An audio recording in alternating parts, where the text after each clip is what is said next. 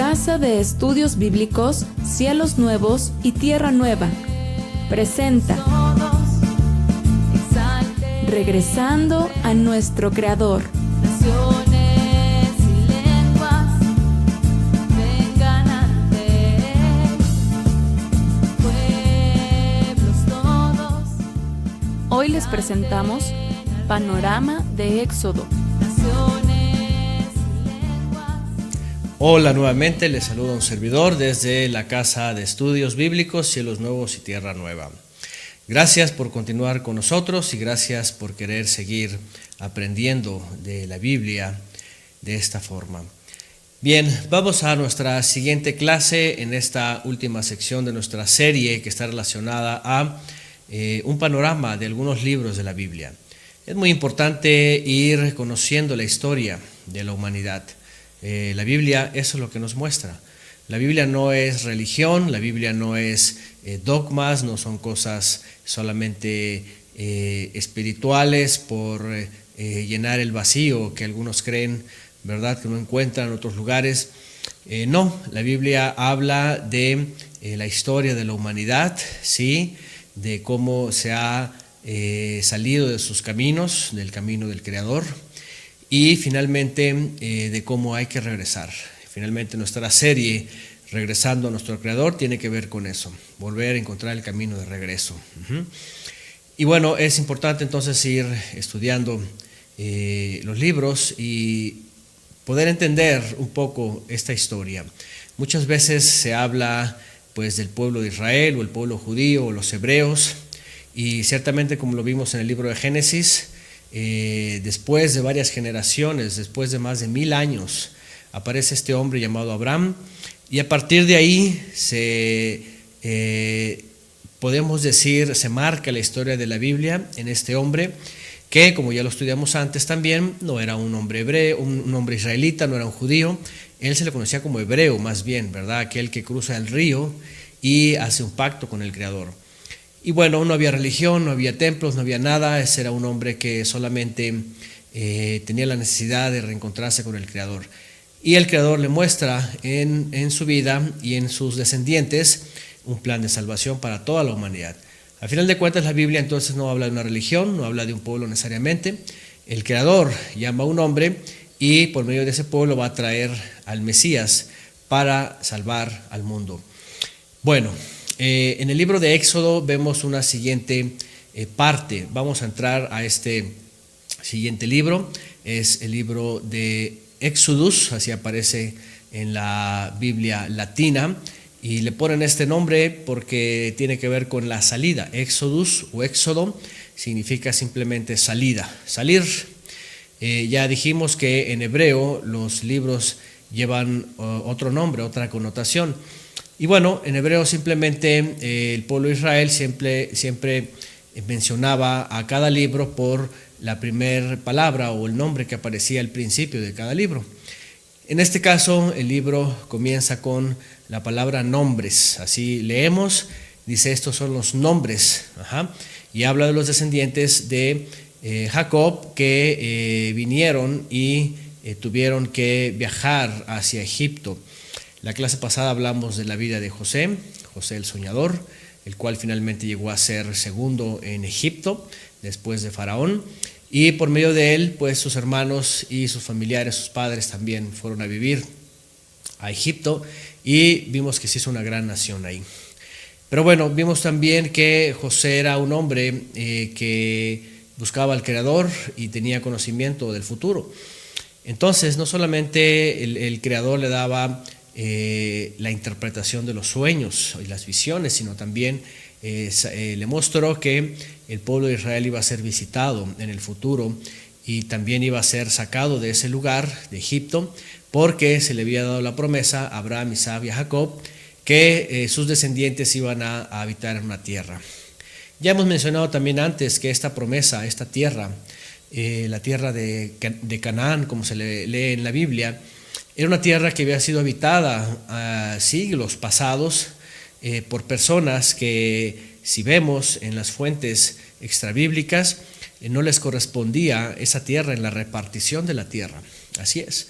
Hay documentos que nos muestran que uno de los nietos de Noé, en su época se repartió la tierra a los hijos de Noé y a los nietos de Noé para que fueran a vivir a diferentes lugares.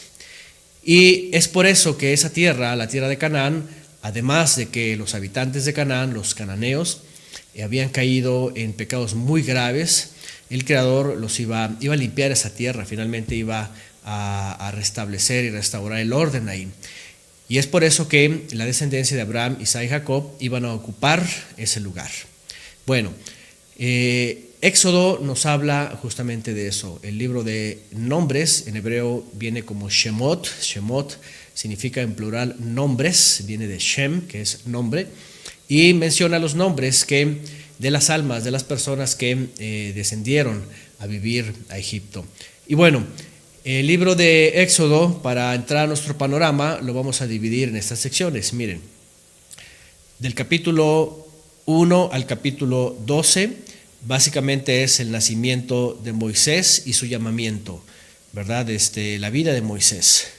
Del capítulo 13 al 20, finalmente viene la salida y la entrega de los 10 mandamientos, lo que se conoce como los 10 mandamientos. Y del capítulo 21 en adelante vemos mandamientos extras que tienen que ver con la constitución de Israel, podríamos mencionarlo así, ¿verdad? El libro de orden, el libro de instrucciones, de leyes, y también mandamientos sobre un santuario.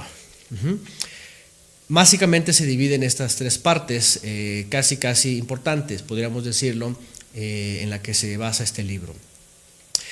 Obviamente yo siempre mi recomendación es que cada quien lo lea, cada quien lo vaya estudiando, vaya viendo incluso las fuentes históricas, las mismas fuentes hebreas, ¿verdad? De todo el libro y de todos los libros. Es muy emocionante ver estos hechos.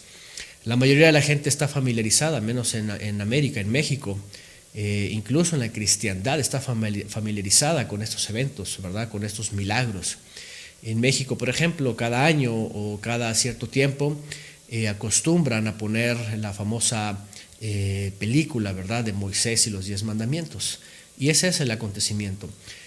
Pero bueno, en el capítulo 1 en adelante vemos el nacimiento de Moisés, vemos que el pueblo de Israel está siendo atormentado, ¿verdad?, por el pueblo de Egipto. Leemos que Egipto había notado que el Creador había bendecido mucho a Israel, se había hecho una nación muy grande adentro, ¿verdad?, muy fuerte, y en parte temían. Y además vemos también en documentos extrabíblicos que Faraón había sabido por medio de sus hechiceros, de sus gurús, que había nacido un libertador. Y viene una matanza de niños y una persecución, ¿verdad?, a los israelitas, y Moisés es librado de esta matanza, ya que su madre, Jocabed, lo saca fuera de su hogar, de su casa, del país, y lo pone en una pequeña embarcación, y junto con su hija Miriam lo ponen en el río, y finalmente el Creador usa esto para que cuando este niño, Moisés, llega a las inmediaciones de los palacios, ¿verdad?, del faraón, pues la hija de Faraón se cautiva, queda emocionada, y ella no tenía hijos y entonces lo adopta para sí. Y busca a la madre, finalmente busca a Jocabed y la toma para que le siga amamantando y lo eduque los primeros años, y después lo introducen a la corte real. Esta historia es muy interesante, ¿verdad?, porque el Creador iba a usar todo esto y lo iba a guardar y a ocultar y a proteger de esta forma para que en su mayoría de edad, ya entrado los 40 años y un poco antes, Moisés, por supuesto que él nunca dejó de saber su origen, ¿verdad? Siempre estuvo cerca a su madre y su hermana, y siempre le estuvieron diciendo cuáles eran sus orígenes. Y finalmente, en un acto de celo, en un acto de protección a su pueblo, al defender a un israelita, pues mató a un egipcio, ¿verdad?, porque había abuso, había algo que él no podía permitir. Y él tiene que salir de Egipto. La forma en que tiene que salir de forma completa, total, y para no poder pertenecer más a la realeza, es así, huyendo y cerradas las puertas de Egipto para siempre de él. Sin embargo, el Creador lo llama una vez que él va fuera de Egipto, va al desierto, y ahí se le manifiesta, ahí se le aparece, aunque pues Moisés ya había sido recibido por una familia, ¿verdad? En el desierto, y ya había tomado esposa, ya tenía hijos, pero el Creador finalmente va a llamarlo y lo va a usar como el gran libertador. Finalmente pues vemos que Moisés es enviado de regreso a Egipto con esta encomienda, y el Creador lo capacita de sabiduría, lo capacita de dones, ¿verdad? De milagros, para que vaya al pueblo de Israel y finalmente les diga que ha llegado el tiempo. El tiempo había llegado para que ellos tendrían que salir de Egipto y finalmente encaminarse hacia la tierra prometida, la tierra anhelada, aquella tierra que estaba ya designada siglos antes para ellos. Y bueno, obviamente los que han visto esta película, los que conocen la historia, lo recuerdan, sabemos, ¿verdad?, las controversias de Faraón, el gobernador o el gobernante de Egipto, el supremo gobernante de Egipto, y vemos también las dificultades de los israelitas. Ellos básicamente estaban bajo esclavitud ya, estaban sometidos al Faraón, estaban sometidos a duras cargas, y aún así cuando el Faraón supo que iba a llegar su momento de su liberación, puso mano dura sobre ellos. Y entonces todavía los hostigó más en el trabajo y las labores. Hasta que finalmente el Creador empezó a enviar plagas, castigos a Egipto para hacerle mostrar y hacerle ver a Faraón pues quién es el Creador, quién es el Todopoderoso, quién es el que ordena ahí. Y entonces lo que vemos es de que finalmente va en decadencia el pueblo de Egipto. Y al final de cuentas hay una amenaza muy severa por parte de Faraón hacia los israelitas. El Faraón dice que si Moisés no se retira, si Moisés no desiste de ese pedimento de que Israel iba a salir libre, entonces Faraón iba a mandar a matar a todos los primogénitos de Israel. Y esta amenaza, pues, y es lo que dice la Biblia y es lo que enseña el mismo Mesías, no vas a desear mal a tu prójimo, ¿verdad? La regla de oro ya la estudiamos antes, lo que quieras que te hagan, eso haz, y lo que no quieras que te hagan, no lo hagas. Entonces Faraón se precipitó y deseó la muerte a los primogénitos de Israel. Y esto el Creador obviamente lo toma en cuenta porque simplemente el pueblo de Israel ya había llegado su tiempo de salir, ya había llegado su tiempo de ser libres, y ese era el momento, y Faraón se rehusaba. Faraón se rehusaba y no quería doblegarse, no quería ser humilde, sino fue muy orgulloso. Y entonces esto que sale de su corazón, aunque el pueblo egipcio ya le estaba diciendo a Faraón, déjalos ir, déjalos salir, ya las plagas y las catástrofes eran muchas y eran muy fuertes, a final de cuentas Faraón se endurecía y se endurecía cada vez más. Y el pueblo egipcio decía, déjalos ir, que se vayan, pero Faraón se endurecía todavía más. Al final entonces Faraón se endurece tanto y piensa en matar a los primogénitos, y eso definitivamente era lo más injusto, ¿verdad? Después de todas las súplicas que estaba haciendo Moisés. ¿Y qué es lo que ocurre? Que lo que deseó se le vino en su contra. Y entonces el ángel de la muerte, como lo vemos en el libro de Éxodo, el ángel de la muerte apareció, ¿verdad?, en una noche y mató a todos los primogénitos de Faraón, de Egipto. No sin antes recordemos lo que aprendimos en las festividades, ¿verdad?, en la fiesta de Pesaj, la Pascua. Pascua dijimos que viene de Pasaj en hebreo, Pasaj o Pesaj, que es pasar por alto. Y esto es algo muy significativo. Fíjense cómo el mundo hoy día es como Egipto. Y el mundo hostiga, el mundo esclaviza, el mundo enseña materialismo, enseña a esclavizarse a la gente. Muchos creen que hoy día ya no existe la esclavitud, que ya fue abolida hace mucho tiempo. Pero la verdad es de que existen muchos tipos de esclavitud. Los mismos trabajos, los empleos son esclavizantes en su mayoría, más al día de hoy. El capitalismo es lo que está demandando, ¿verdad? Que la gente cada vez trabaje más horas y busque dobles trabajos. Y eso era Egipto en aquella época. Pero ya aprendimos el mensaje de ser libertados, ¿verdad? De toda esta opresión para venir a servir al Creador. Eso es lo que quiso el Creador con el pueblo de Israel. Finalmente enviaron castigo a Faraón, a Egipto, y después de la última plaga, que fue la muerte de los primogénitos, entendemos el Cordero Pascual de la Pascua.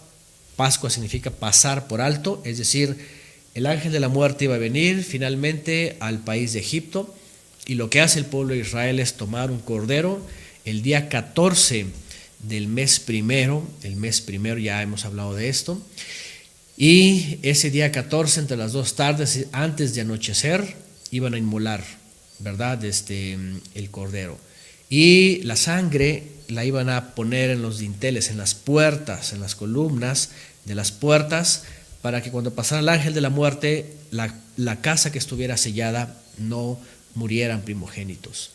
Eso significa, ¿verdad?, la protección, ¿verdad?, de ese sacrificio. Bueno, finalmente viene la gran liberación. Una gran liberación. Faraón no puede soportar más, y aunque después vuelve a estar su corazón obstinado, finalmente los deja ir, los deja libres, les dice: váyanse, ya, tienen que irse y llévense todo lo que quieran y no vuelvan más. Finalmente el pueblo de Israel, la noche, ¿verdad?, posterior a la Pascua, arreglan sus cosas. Ese día no duermen, ese día es recordatorio. Nosotros acostumbramos a recordar, por supuesto, la salida y nuestra gran liberación por medio del Cordero, que es el Mesías. Y regularmente tenemos una velada porque es tiempo de recordar, es un sicarón, en hebreo se le conoce así, como un tiempo recordatorio, un memorial. Bueno, la siguiente parte, ¿verdad?, es hasta el capítulo 20, en donde viene la entrega de los mandamientos. El pueblo de Israel finalmente se encamina por el desierto, Moisés lo va guiando, siguen ocurriendo milagros poderosos, siguen ocurriendo. También el pueblo de Israel nos muestra algo, que estar muy acoplados a este mundo, a las cosas de este mundo, cuando vienen cambios, los cambios duelen a veces a muchas personas. Y el hecho de cambiar produce quejas, ¿verdad? ¿Qué pasa cuando alguien está aparentemente muy bien, ¿verdad?, muy bien acomodado, tiene un buen ingreso, no le falta nada, tiene sus recreaciones, todo lo que creen que es bueno?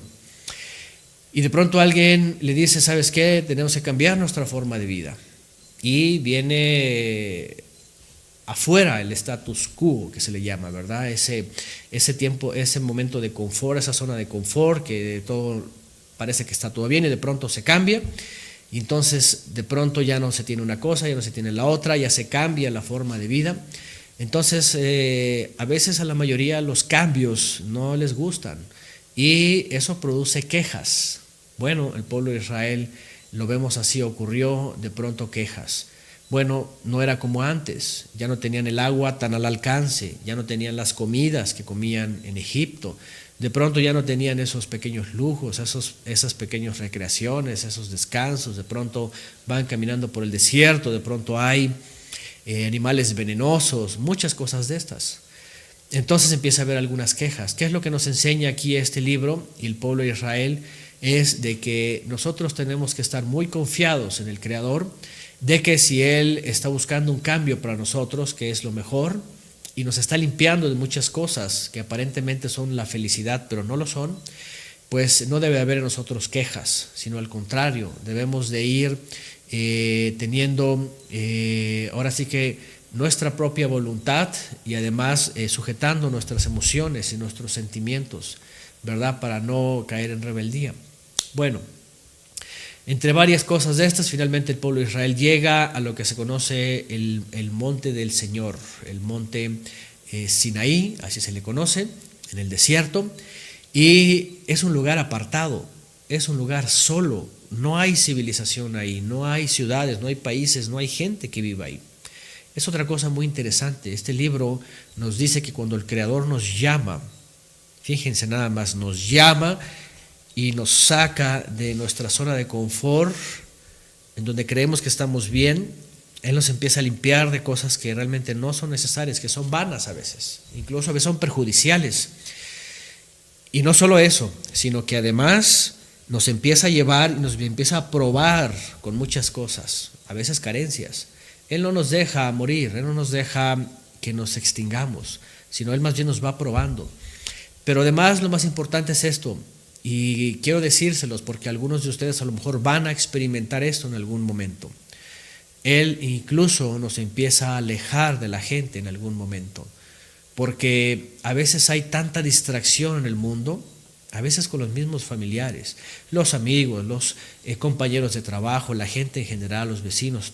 Afuera hay tanta distracción y tantos distractores que nos olvidamos de tener un tiempo especial delante de nuestro Creador.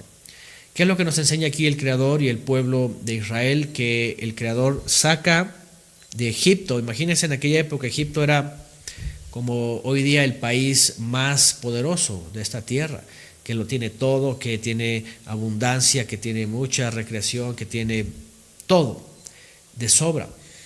Y de pronto sacarlos de ahí y llevarlos al desierto, a un lugar solo, en donde al único que van a encontrar ahí es, por supuesto, al Creador.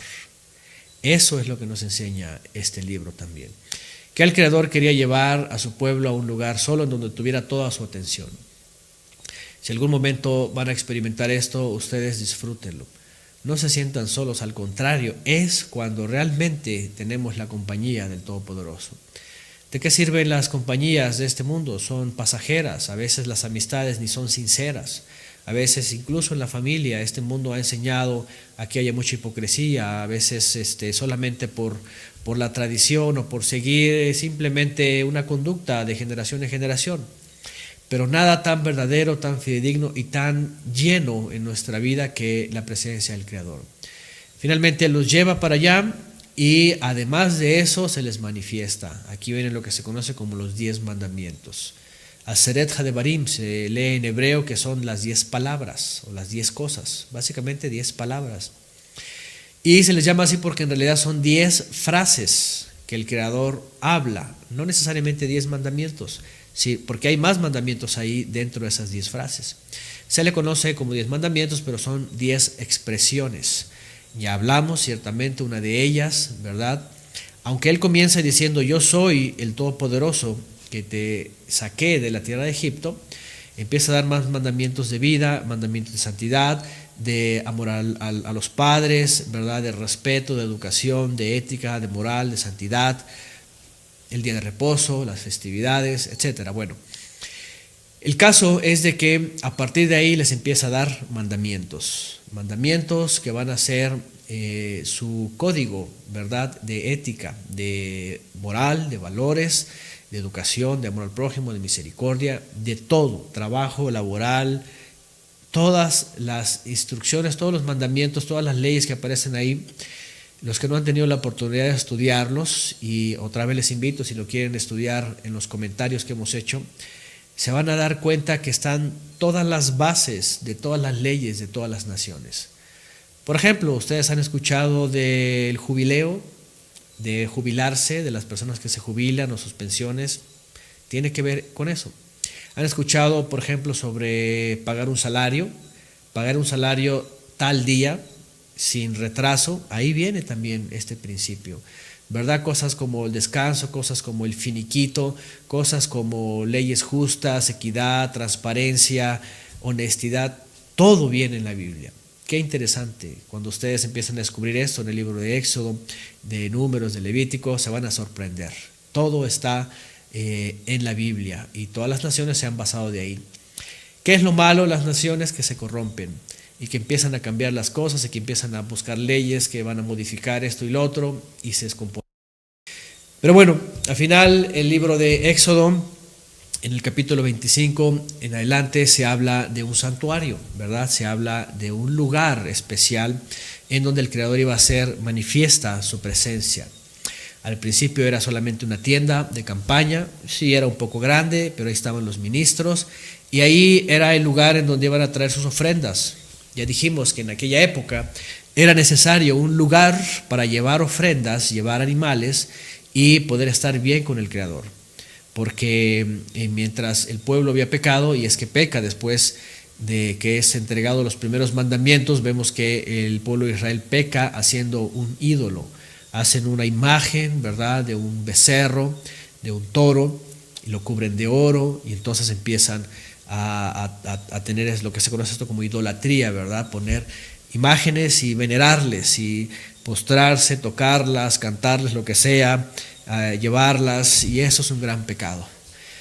Por causa de esto ha sido un gran problema de todas las naciones, de todas las personas delante del Creador, porque el Creador no tiene imagen finalmente, ¿verdad? Cuando dice que el Hijo le ha dado a conocer el Mesías, finalmente Él nos viene a decir que sí existe aquel invisible, porque en la Biblia siempre aparece como el invisible, como el que no se puede ver, porque evidentemente carne no le puede ver. Tenemos que ser espirituales para poderle presenciar. Entonces, pueblo de Israel en el libro de Éxodo comete este gran pecado, pero el Creador le da una forma de acercarse a Él para purificarse de esos pecados, que es a través de los sacrificios. Y por eso ordena un santuario que tiene muchas características, que dice mucho, que significa muchas cosas, que cada elemento significa algo. Y bueno, si ustedes tienen la oportunidad, les recomiendo que escuchen los comentarios, ¿verdad?, de estos libros en nuestra página, y podrán viendo muchos detalles que jamás se habrían imaginado que venían ahí.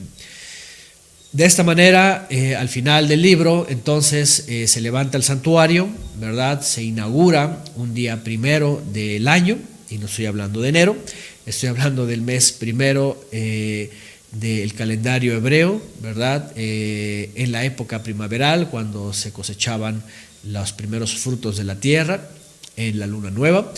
Y a partir de ahí comienza el servicio, un servicio que va a durar por mucho tiempo. Después se construye un templo, hasta que finalmente viene el Mesías por el cual llegamos a la presencia divina, y por supuesto después ese santuario queda en desuso. Por eso dejó de existir, después dejó de existir el templo, después el Mesías dijo, se acabó, ya no hay un lugar, ya no hay una piedra, ya no hay una roca, ya no hay un muro, ya no hay un templo. Porque ahora el Creador busca servidores en espíritu y en verdad, por supuesto, nos invita a ser parte de ese santuario. Bien, los que quieran ahondar en esto y ver también lo que significa, ¿verdad?, esa salida, el santuario, cada lugar, cada cosa, y cómo hoy día en el Mesías viene a figurarse de otra forma para dar un mejor servicio al Creador, pues están ahí también las clases.